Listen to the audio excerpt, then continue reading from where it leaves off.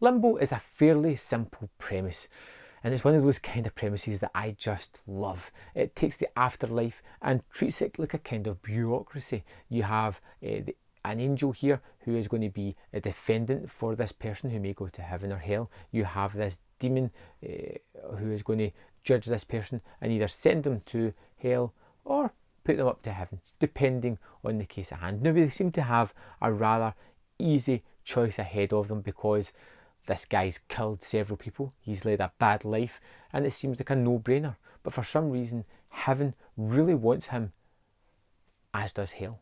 And there seems to be this massive weight on this person as to whether he should go one way or another. And what we have is in this bureaucracy, this investigation room where we have the angel and we have the demon talking to this murderer, this bad person.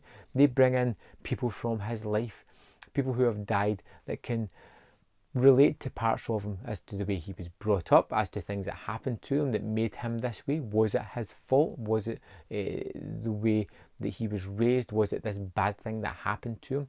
And the more they bring people up, the more you get an idea of this person and their life and whether they should go to heaven or hell. It's really nicely done because it's basically set for the majority of the time in this room with just people talking at a desk. And it does these flashbacks to the person who's unsure of where they're going, and you get to see his life told through a series of flashbacks, but it doesn't feel unnatural. It feels really well put together, really nicely done, and I liked a lot of the characters. I really loved the demon, I really loved the angel, I loved their kind of interactions. I loved the stenographer who's even there, is taking notes of everything and kind of being part of the conversations at time. I loved the people coming up from hell and just how dishevelled and horrified they were by it and just were glad to be out of there for just a few more minutes. And it's just a kind of engaging morality play, kind of. Of course, they're going to have twists and turns throughout the way. The major one you can kind of see coming right from the start, and it doesn't offer any real surprises other than a little bit of a letdown for one of the characters. But when you see why that's happening, you can kind of understand it as well.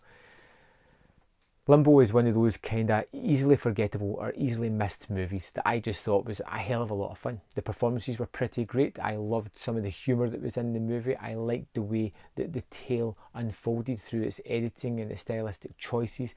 I liked the way it kept the interview room constantly fresh. I liked the characters that would appear here and there and just how twisted and mean everybody from hell was, the way you would expect them to be. It just did lots of things that I liked about this movie, and it zips by at a mere 90 minutes as well, which is great fun. It's one of those ones you can just throw on, get engaged in the characters and the story and feel as if you've seen something a little bit different than your typical kind of movie. I thought Limbo was a whole lot of fun. One that I'm going to recommend you search out, check out and hopefully enjoy. Like I said, it's kind of niche. I like these kind of movies like Defending Your Life, you know, where somebody has to rationalise what they did in life to see whether they're going to go to the good place or the bad place.